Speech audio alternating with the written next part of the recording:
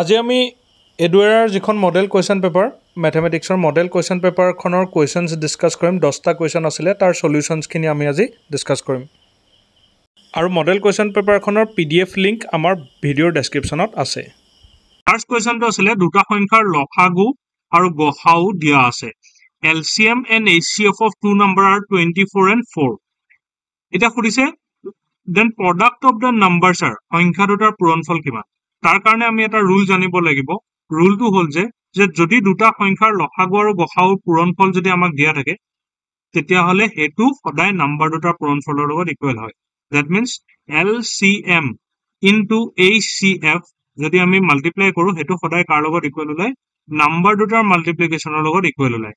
গতিকে আমাৰ LCM দিয়া আছে কিমান দিয়া আছে লসাগু কিমান দিয়া আছে 24 আৰু HCF কিমান দিয়া আছে 4 দুইটা ইনটু কৰি দিলে হল আনসাৰটো আহিব 96 আৰু হে দুটাই হ'ব হেতুৱে হ'ব নাম্বাৰ দুটাৰ মাল্টিপ্লিকেশনৰ ভ্যালুটো তাৰ কাৰণে আমি এই জাস্ট ফৰ্মুলাটো মনত ৰাখিলে হৈ যাব LCM into HCF equal A into B তো correct answer 96 option D next কোৱেশ্যনটোলৈ আমি যাম নেক্সট কোৱেশ্যনটো কি কৈছে কোনো এক ভগ্নাংশৰ লব 5 বৃদ্ধি পালে ভগ্নাংশটো ইয়াৰ 1/5 বৃদ্ধি পায় ভগ্নাংশটোৰ লবটো কি হ'ব if the numerator of a fraction is increased by 5 then the fraction increases by its 1/5 এটা ধৰি ললো ভগ্নাংশ আছিল ভগ্নাংশটো আছিল ধৰি ললো x by y এটা প্ৰশ্নত কৈছে যে ইয়াৰ 1/5 ইনক্ৰিজ হৈ গৈছে if it increased by its 1/5 তাৰমানে ইয়াৰ 1/5 বৃদ্ধি হৈ গৈছে তাৰমানে আছিল x by y তাৰ 1/5 1/5 মানে 1/5 into x by y হিমানটো বাঢ়ি গৈছে x by 5y তাৰমানে কিমান বাঢ়ি গৈছে হিমানটো বাঢ়ি গৈছে কেতিয়া বাঢ়িছে যেতিয়া আমি ভগ্নাংশটোৰ নিউমাৰেটৰ ফ্ৰেকশনটোৰ নিউমাৰেটৰ অৰ্থাৎ ভগ্নাংশটোৰ লবত এটা 5 যোগ কৰি দিছো এটা 5 এড কৰি দিছো তেতিয়া বাঢ়ি পেলাই কিমান হৈছে ইকুৱেল কিমান হৈছে যে আগৰ যিমান আছিল x by y তাৰ কে 1/5 বাঢ়ি গৈছে মানে প্লাস কিমান বাঢ়ি গৈছে x by 5y বাঢ়ি গৈছে তো এটা আমাৰ ইকুৱেশ্যন এটো যদি আমি সলভ কৰি দিও আমি নিউমাৰেটৰটো পাই যাম x + 5 তলত আহিলে y আৰু ইফালে যদি আমি 5y LCM ললো ইয়াত আহিব আমাৰ 5x + x এই y কটা গলে থাকিব আমাৰ x + 5 ওপৰত 6x 5x + x 6x by 5 তো এটা ক্ৰস মাল্টিপ্লাই কৰি দিলে এই 5 টো গৈ এফালে ইনটু হৈ যাব পূৰণ হৈ যাব 5 into x + 5 equal 6x এফালে কৰিছো কিমান ওলাব 5x + 25 equal 6x এটা 25 equal 6x minus 5x 25 equal x তাৰমানে আমাৰ x কিমান ওলালে 25 আৰু x টো আমাৰ নিউমাৰেটৰ আছিল লব আছিল কিয় কাৰণ আমি ভগ্নাংশটো কিমান ধৰিছিলো আমি x by y ইয়াৰ লবটো অৰ্থাৎ নিউমাৰেটৰটো x আছিল তো x ওলালে 25 তো কারেক্ট আনসার 25 এটো 25 হ'ব লাগিছিল 5 এটা থাকি গৈছে 25 option B is the correct answer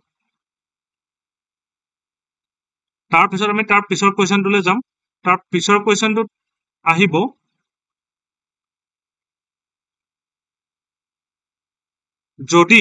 যদি x তাৰ পিছৰ কোৱেশ্যনটো হৈছে যদি x equal √5 to x minus 1 by x ৰ মান উলাই দিব লাগে তো x ৰ মান কিমান দিয়া আছে x ৰ মান আমাক দিয়া আছে √5 plus 2 এতিয়া লাগে x minus 1 by x তো তাৰ কাৰণে আমি কি উলিয়াই লব লাগিব 1 by x তো উলিয়াই লব লাগিব 1 by x মানে কিমান হ'ব 1 by √5 plus 2 যদি এনেকুৱা সিচুৱেচন আহে সদায় আমি কেনেকৈ কৰো আমি এটা নাম্বাৰৰে ডেনোমিনেটৰ আৰু নিউমাৰেটৰ লব আৰু হৰক পূৰণ কৰো কি নাম্বাৰে পূৰণ কৰো √5 - 2 √5 - 2 হে নাম্বাৰটো কিয় √5 - 2 পূৰণ কৰিলো বা মাল্টিপ্লাই কৰিলো কাৰণ আমাৰ যেটো আছিল √5 + 2 তাৰ মাজৰ সাইনটো সলনি কৰি দিব লাগে মাজৰ সাইনটো কি আছে প্লাস মাজৰ সাইনটো সলনি কৰি যেটো নাম্বাৰ পাম কি পাম √5 - 2 পাম হেতু ওপৰতলে ইনটু কৰি দিব লাগে ইনটু কৰিলে হ'ব আমাৰ ওপৰটো থাকিব √5 - 2 কিন্তু তলত হৈ যাব কিমান √5 স্কয়াৰ - 2 স্কয়াৰ কাৰণ এটো a + b a - b নিচিনা হৈ গৈছে কি কাৰণ নিচিনা হৈ গৈছে a + b a - b a + b a - b মানে a স্কয়াৰ - b স্কয়াৰ হেতু ফৰ্মুলা আমি লগাই দিলো 2 ৰ ৰুটে কাটা গল 5 থাকিলে 2 স্কয়াৰ মানে 4 হল ওপৰত থাকিলে √5 - 2 তো তলত থাকিলে 1 ওপৰত থাকিলে √5 - 2 তো আমাৰ থাকি গেলে কিমান √5 - 2 এতিয়া আমাৰ উলালে কিমান √5 - 2 তাৰ মানে 1/x কিমান উলালে √5 - 2 এতিয়া আমি এডখত কৰি দিছো কি উলিয়াব লাগে x - 1/x whole square x আছিলে আমাৰ √5 + 2 1/x আমি পালো -√5 - 2 ঠিক আছে আৰু তাৰ ওপৰত আহিলে স্কয়াৰ তো √5 + 2 -√5 এই ব্ৰেকেটটো যেতিয়া আমি খুলি দিম তেতিয়া এই মাইনাসটোৰ ভিতৰৰ সাইনটো কি কৰি দিব প্লাস কৰি দিব কিয় মাইনাসে প্লাস 2 ওপৰত স্কয়াৰ -√5 + √5 কটা গল থাকি গল 2 + 2 4 স্কয়াৰ তাৰ মানে আমাৰ 16 option C is the correct answer next question টুলে যাম next question টো আমাৰ আছে m/n ৰ ৰেশিও দিয়া আছে m/n ৰ অনুপাত দিয়া আছে 3:2 আৰু 4m + 5n 4m - 5n উলিয়াব লাগে যদিহে ৰেশিও দিয়া থাকে এনেকে 3:2 তাৰ মানে m/n দিয়া আছে কিমান 3/2 আৰু যেটো উলিয়াব লাগে হেতু যদি ৰেশিওতেই যদি উলিয়াব লাগে তেতিয়া আমি m আৰু n ৰ ভ্যালু কাৰ ভ্যালু m ৰ ভ্যালু আমি কি লৈ লম 3 এ লৈ লম n ৰ ভ্যালু 2 এ লৈ লম তাৰ মানে m ৰ ভ্যালু ওপৰটোই হ'ব n ৰ ভ্যালু তলৰটোই হ'ব সদায় এনেকুৱা নহয় কিন্তু কেতিয়া হয় যেতিয়া ৰেশিও দিয়া থাকে আৰু ৰেশিওই যদি উলিয়াব লাগে এটো ৰেশিওই উলিয়াবলৈ দিছে ন তো যদি ৰেশিওই উলিয়াবলৈ দিয়ে তেতিয়া আমি ডাইৰেক্ট লৈ লব পাৰো কিন্তু সদায় নোৱাৰো কেলে নোৱাৰো কাৰণ এনেকুৱাওটো হ'ব পাৰে যে m ৰ ভ্যালু 6 হল n ৰ ভ্যালু 4 হল তেতিয়া m/n উলিয়ালে আমাৰ 6/4 হল তেতিয়া কাটি দিলে 3/2 তেতিয়াওটো ৰেশিওটো 3:2 এ হয় কিন্তু m আৰু n ৰ ভ্যালু 6 আৰু 4 অৰ্থাৎ m আৰু n ৰ ভ্যালু 3 আৰু 2 নহয় তো হেকাৰণে সদায় এনেকুৱা নহব যে সদায় আমি m ৰ ভ্যালু 3 লম n ৰ ভ্যালু 2 লম তেনেকুৱা হ'ব নোৱাৰে কিন্তু কেতিয়া হ'ব পাৰে অকল এনেকুৱা ধৰণৰ প্ৰশ্নত আমি লব পাৰো কোড যত m/n ৰেশিও দিয়া আছে আৰু যেটো উলিয়াব লাগে হেতু যদি ৰেশিওই উলিয়াব লাগে তেতিয়া m ৰ ভ্যালু ডাইৰেক্ট আমি 3 লৈ লব পাৰো n ৰ ভ্যালু 2 লৈ লব পাৰো আৰু 2 লৈ আমি বহাই দিম m ৰ ভ্যালু কিমান বহাই দিম 3 n ৰ ভ্যালু কিমান বহাই দিম 2 ইয়াত m ৰ ভ্যালু 3 n ৰ ভ্যালু 2 আৰু এটো ইনটু কৰি দিম 4 3 * 12 4 3 * 12 5 2 10 4 3 * 12 - 10 এটো ওলাব ওপৰত ওলাব 22 তলত ওলাব 2 কাটি দিলে 2 ৰে 11 1 11/1 তাৰ মানে 11:1 কাৰেক্ট অপশনটো হল অপশন এ তাৰপৰ আমি নেক্সট কোয়েশ্চন টুলে যাম নেক্সট কোয়েশ্চনটো আমাৰ কি আছে প্ৰথম 10টা স্বাভাৱিক সংখ্যাৰ গড় উলিওৱা কি কৈছে প্ৰথম 10টা স্বাভাৱিক সংখ্যাৰ গড় উলিয়াব লাগে এটা গড় কেনেকে উলিয়ায় ঠিক আছে আগত আমি স্বাভাৱিক সংখ্যা কিটা চাই লও কি কি সংখ্যা আছে প্ৰথম 10টা তাৰ মানে 1 2 3 4 10 লৈকে সদায় যেতিয়া গড় উলিয়াবলৈ দিয়ে যাৰ যাৰ গড় উলিয়াব দিয়ে বা আৰু ইংলিশত মই ক'বলৈ থাকি গৈছে find da average of first 10 natural number যেতিয়া গড়টো ইংলিশত কৈ কি কয় এভাৰেজ গড় বা এভাৰেজ যেতিয়া উলিয়াবলৈ দিয়ে সদায় আমি হে নাম্বাৰ গিটাৰ প্লাস কৰি প্লাসটো উলিয়াই লব লাগে টোটাল কিমান আছে 1 + 2 + 3 + up to 10 লৈকে কিমান আছে উলিয়াই লব লাগিব উলিয়াই লোৱাৰ পাছত যেতিয়া আমি যদি এটো উলিয়াই ললো উলিয়াই লোৱাৰ পাছত যেটো উত্তৰ পাম হে উত্তৰটো কিহেৰে হৰণ কৰি দিব লাগে টোটালি যিমানটা নাম্বাৰ আছে হিমানেৰে হৰণ কৰি দিব লাগে কেটা নাম্বাৰ আছে 10টা 1 2 3 4 5 এনেকৈ কৰি 10 লৈকে 10টা আৰু এটোই হ'ব তাৰ গড় বা এভাৰেজ এতিয়া আমাক লাগে খালি a 1 + 2 + 3 + up to 10 লৈকে কিমান হ'ব তো এটোটো মুখেৰে যোগ কৰি আমি চাব পাৰো কিন্তু তাৰ কাৰণে এটা ফৰ্মুলাও আমাৰ ওচৰত আছে ফৰ্মুলাটো হৈছে n * n + 1/2 এটো ফৰ্মুলা আমি কেতিয়া লগাব পাৰো যদিহে স্বাভাৱিক সংখ্যা অৰ্থাৎ নেচাৰেল নাম্বাৰ যদি যোগ কৰিবলৈ কয় আৰু 1ৰ পৰাই যদি আৰম্ভ হয় তেতিয়া হলে আমি এই ফৰ্মুলাটো লগাব পাৰো যত n টো হ'ব যত শেষ হৈছে তাৰ মানে শেষৰ নাম্বাৰটো হ'ব n তো এতিয়া ইয়াত যদি আমি বহাই দিও 10 যোগ 1 ডিভাইডেড বাই 2 10 যোগ 1 হৈ যাব 11 2 ৰে 10 কাটি দিলো 5 5ৰে 11 পূৰণ কৰি দিলো 55 তো তাৰ মানে যোগফলটো আমাৰ কি ওলালে 55 তো এতিয়া যোগফলত আমি 55 লিখি 10ৰে হৰণ কৰি দিলো উত্তৰটো ওলালে 5.5 তো অপশন ডি টো আমাৰ শুদ্ধ উত্তৰ এতিয়া আমি তাৰ নেক্সট কোৱেশ্চনটোলৈ যাম নেক্সট কোৱেশ্চনটো কি আছে যদি দুটা সংখ্যাৰ লসাগু আৰু গসাউৰ পূৰণফল 8 এটা সংখ্যা আনটোৰ দুগুণ হলে সংখ্যা দুটা কি হ'ব অলপ দেৰি আগৰ কোৱেশ্যনত কৈ আহিছো যে লসাগু আৰু আচ্ছা ইংলিছৰটো কৈ লওঁ if the multiplication of LCM and HCF of two number is 8 LCM আৰু HCF ৰ multiplication দিয়া আছে if one number is twice of the other then the smaller number is কি কৈছে যে দুটা নাম্বাৰ LCM আৰু HCF ৰ multiplication দিয়া আছে লসাগু গসাউৰ পূৰণফল দিয়া আছে এটা ইটোৰ টুৱাইস হ'ব এটা যদি 2 হয় ইটো 4 হ'ব এটা যদি 4 হয় ইটো 8 হ'ব তো এটা ইটোৰ টুৱাইস তাৰ মানে 2 টাইমছ তেতিয়া হলে সৰু সংখ্যাটো উলিয়াই দিব লাগে লসাগু আৰু গসাউৰ পূৰণফল পূৰণফল তাৰ মানে অথনি মই কৈছো কি LCM আৰু HCF ৰ মাল্টিপ্লিকেশন সদায় কি হয় সংখ্যা দুটাৰ পূৰণফলৰ লগত সমান হয় তো এতিয়া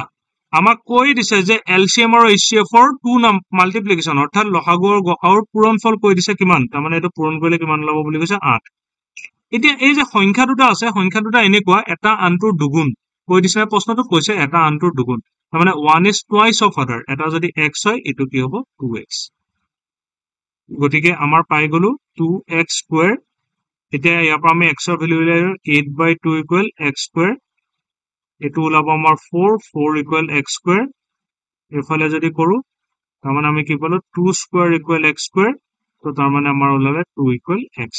তো তাৰ মানে x ওলালে 2 এতিয়া আমাৰ সংখ্যা কিটা আছিল এটা x আছিল এটা 2x আছিল x মানে 2 2x মানে 2 * 2 4 ইয়াৰে সৰুটো হৈছে 2 ডাঙৰটো হৈছে 4 কেতিয়াবা সৰুটো খুদিব পাৰে কেতিয়াবা ডাঙৰটো খুদিব পাৰে তো সৰুটো 2 option C is the correct answer next question 7 number কোৱেশ্চনটো কি দিছে 7 নম্বৰ কোৱেশ্চনটো আমাৰ আছে যদি a দৰমহা b তকৈ 20% বেছি হয় এতিয়া কাৰ দৰমহা কাটকে বেছি a ৰ বেছি কাটকে b তকে কিমান পাৰ্সেন্ট 20% গটিকে b তো আমি ধৰি লম b ৰ দৰমহা b ৰ স্যালাৰি কি হৈছে a's salary is 20% more than b's salary and a's salary is 6000 a salary to di dise then the salary of b তো b salary আমি ধৰি ললো x এটা প্ৰশ্নত কৈছে যে b's a salary b কে 20% বেছি এই যে 20% বেছি হেতু কেনেকে উলিয়াই যদি বেছি কয় তাৰ মানে প্লাস বেছি মানে কি মোৰ মানে কি প্লাস কাৰ লগত হ'ব 22 1 লগত তাৰ মানে আমি এটা টেকনিক ইউজ কৰিম টেকনিকটো হল কি আমি ভাগ ভাগকে কৰি নাথাক আমি ডাইৰেক্ট কৰিম যে b আছিল x x ৰ লগত ডাইৰেক্ট আমি 120% মাল্টিপ্লাই কৰি দিলে ডাইৰেক্ট a স্যালাৰিটোৱে পাই যাম তাৰ মানে a ৰ যিমান আছিল প্লাস যিমানটো বেছি দুইটা ইয়াতে সোমাই আছে 120 হেতু হল শৰ্ট ট্ৰিক আৰু এটো কেনেকে উলিয়াই যিমানটো বেছি কয় হেতু 100 ৰ লগত প্লাস কৰি দিব লাগে আৰু তাৰপা তাৰ পার্সেন্টেজ উলিয়াই দিব লাগে x * 120/100 0 0 কাটা গল এটা 2 ৰে যদি কাটি দিও 6 টাইম 2 ৰে 5 টাইম তো তাৰ মানে আমাৰ ওলালে 6x/5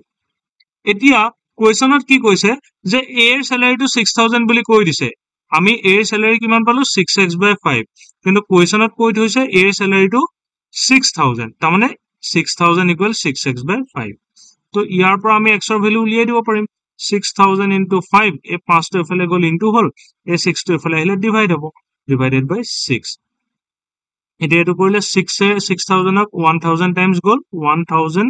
* 5 = x তাৰ মানে আমাৰ পাই গলো কিমান 5000 = x তাৰ মানে x ৰ ভ্যালু কিমান 5000 আৰু x টো কাৰ স্যালাৰি ধৰিছিল b স্যালাৰি আৰু আমাক খুদিছে কি b স্যালাৰি খুদিছে b দৰমহা খুদিছে তাৰ মানে অপচনটো a is the correct answer 5000 টকা নেক্সট কোৱেশ্চন আমাক কি দিছে যে এটা শ্ৰেণীকোঠাত থকা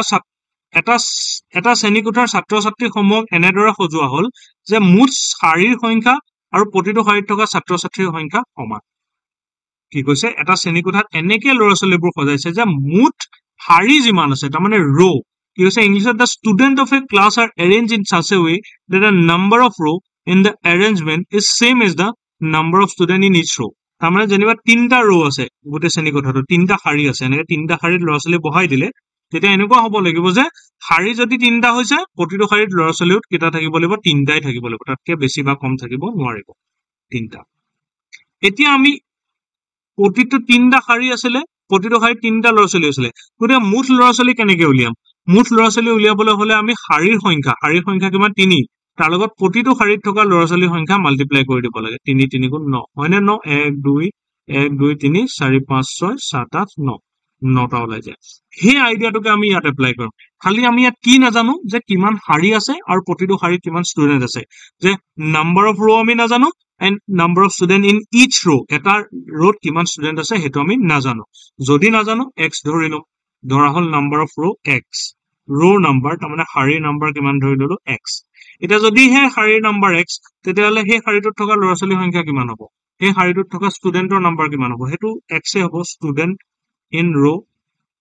কিমান হ'ব x এ হ'ব কেলে কাৰণ কোৱেশ্চনটোত কৈ থৈছে the student of a class are arranged in such a way that the number of row in the arrangement is same as number of student row number লগত student number একেই যে শাৰীৰ সংখ্যাৰ লগত শাৰীত থকা ছাত্ৰ ছাত্ৰীৰ সংখ্যা সমান গতিকে শাৰীৰ সংখ্যা x হলে ছাত্ৰ ছাত্ৰীৰ সংখ্যাও এটা শাৰীত x এ হ'ব এতিয়া মুঠ ছাত্ৰ ছাত্ৰী কেনেকৈ উলিয়ায় এই যে সিস্টেমটো দুইটা মাল্টিপ্লাই কৰি দিব লাগে তাৰমানে x into x কিন্তু কোৱেশ্চনত কৈ থৈছে যে এই x into x ৰ ভ্যালু কিমান ওলাব লাগিব 144 টোটাল স্টুডেন্টস কিমান কৈছে 144 সো 144 তেতিয়ালে আমি এই ইকুৱেশনটো যদি আমি সলভ কৰি দিও তেতিয়া আমি পাই যাম কিমান হ'ব x into x মানে x স্কয়াৰ এটো 144 তো x square 12 square square square কটা গলে x = 12 তাৰ মানে শাৰীৰ সংখ্যা 12 এটা শাৰীত থকা ল'ৰা ছোৱালীৰ সংখ্যা 12 option B is the correct option এটা আমি নেক্সট কোৱেশ্চনটোলে যাম নেক্সট কোৱেশ্চনটো কি দিছে এটা ট্ৰিগোনোমেট্ৰিৰ প্ৰশ্ন ট্ৰিগোনোমেট্ৰিত কি কৈছে sin θ = a by b কি দিছে sin θ = a by b আৰু cos θ ৰ ভ্যালু উলিয়াব লাগে তো sin θ cos θ দিলে সদায় এটা কথাই মনত ৰাখিবা যে এটাই ফৰ্মুলা আছে sin square θ plus cos square θ = 1 এই ফৰ্মুলাটো সদায় মনত ৰাখি থবা এটো ট্ৰিগোনোমেট্ৰিৰ ফৰ্মুলা যেটো ক্লাস 10 ত পোৱা যায় এতিয়া sin θ ৰ জায়গাত a by b বহাই দিলে হল তাৰ পৰা cos θ টো নিজে নিজে ওলাই যাব cos স্কয়াৰ θ = 1 তো তেতিয়ালে cos square θ = 1 minus a by b square a plus a by b to right side লৈ গলো minus a by b square হৈ গল cos square theta equal 1 minus a square by b square এতিয়া cos square theta equal LCM ললো b square তো b square minus a square এতিয়া আহি গল কি cos square theta equal a square to এফালে যদি গুছি যায় রাইট সাইডে যদি গুছি যায় root over b square minus a square by a b square ঠিক আছে এটা ডেনোমিনেটৰ যেটো b square হেতু বাহিৰলৈ যদি ওলাই যায় 1 by b হৈ কি ওলাই গুছি যাব থাকি যাব নিউমাৰেটৰ b square by square কেলে ওলাই গল বাহিৰলৈ কাৰণ এটো স্কয়াৰ আছিল যদি মই আৰু অলপ ডিটেইলছত যদি মই কৰি দিও তেতিয়ালে এনেকুৱা হ'ব এটো ওপৰত থাকিব b square minus a square আৰু এটো তলত যাব root over b square square ৰুটে ক্যান্সেল গলে অকল b এটাই থাকি যাব তাৰমানে 1 by b থাকি যাব b square minus a square আকৌ কাৰবাৰ মনত প্ৰশ্ন আহিব পাৰে যে a square টো কটা নাযায় নেকি a square ৰুটে কটা নাযায় কিয় কাৰণ ইয়াৰ মাজত মাইনাস আছে কাৰণে নাযায় কিন্তু ডিভাইড হৈ অকল এটা সংখ্যাই আছিল তলত সেই কাৰণে কি ওলাই গল যদি ইয়াত প্লাস বা মাইনাস থাকিলেহেতেন তেতিয়া কিউ নগলহেতেন বাহিৰতে তো আনসাৰটো হল 1 by b root over b square minus a square 1 by b root over b square minus a square option A next কোৱেশ্চনটোলে যাম নেক্সট কোৱেশ্চনটোত কি কৈছে যে এটা সমকোণী ত্ৰিভুজৰ কথা কৈ আছে এটা সমকোণী ত্ৰিভুজৰ অতিভুজৰ মান 5 সেমি আৰু এটা বাহুৰ মাপ 3 সেমি হলে ত্ৰিভুজটোৰ তৃতীয় বাহুৰ মানটো নিৰ্ণয় কৰা এটা সমকোণী ত্ৰিভুজ আছে এটো এটা সমকোণী ত্ৰিভুজ ইয়াত কি হৈছে যে ইয়াৰ সমকোণী ত্ৰিভুজটোৰ অতিভুজৰ মান 5 সেমি অতিভুজ মানে হৈছে 90 ডিগ্ৰীৰ মুখে মুখে যিডাল বাহু থাকে হেডালকৈ অতিভুজ A B C জনিবা হেডাল অতিভুজৰ মান 5 সেমি আৰু এটা বাহু 3 সেমি হয় এটো বাহু নহয় এটো বাহু কোনবা এটা 3 সেমি এটা বাকি থাকি যোৱা বাহুটোৰ মান উলিয়াই দিব লাগে এনেকুৱা সিচুৱেচনত সদায় পাইথাগোৰাছ থিওৰামে ব্যৱহাৰ হয় আৰু ইংলিছৰ কোৱেশ্চনটো মই কৈছো if the measure of a hypotenuse of a right angle triangle is 5 cm এডাল hypotenuse কোনডাল hypotenuse 90 ৰ অপজিটত থকাডাল সদায় hypotenuse and the measure of one side of a triangle is 3 cm এটা সাইডৰ মেজাৰ দিয়া আছে কিমান 3 cm find the measure of the other side ইটো সাইডৰ measure লাগে এতিয়া কথা হল কি ইয়াত পাইথাগোৰাছ থিওৰাম এপ্লাই হ'ব পাইথাগোৰাছ থিওৰামটো কেনেকৈ এপ্লাই হয় সদায় মনত ৰাখিবা যে এটা সমকোণী ত্ৰিভুজৰ 90 ডিগ্ৰী 90 ডিগ্ৰীৰ মুখে মুখে যিডাল বাহু থাকিব হে বাহুডালৰ স্কয়াৰ তাৰ মানে AC স্কয়াৰ ইজ ইকুৱেল বাকি দুটা বাহুৰ স্কয়াৰ হেতুই হল পাইথাগোৰাছ থিওৰাম এতিয়া আমাক ইয়াত AC ৰ ভ্যালু আমাক দি দিছে কিমান দি দিছে C 5 দি দিছে তো 5 স্কয়াৰ AB ভ্যালু দি দিছে 3 দি দিছে BC ভ্যালু নাই দিয়া উলাবলে দিছে তো উলিয়াই লম আমি 5 স্কয়ার মানে 25 9 স্কয়ার মানে 3 স্কয়ার মানে 9 এফালে থাকিলে b স্কয়ার তো 25 মাইনাস 9 হল BC স্কয়ার তো এটো 16 ইকুয়াল BC স্কয়ার এটো এফালে কৰিছো তো আমাৰ ওলালেগে 4 স্কয়াৰ ইকুয়াল BC স্কয়াৰ তো তাৰ মানে 4 ইকুয়াল BC তো তাৰ মানে ইটো সাইড যেটো আছে হেটোৰ মেজাৰ হল 4 তাৰ মানে অপচন A আৰু এই পেপাৰখন আমাৰ ভিডিওৰ ডেসক্ৰিপচনত अवेलेबल আছে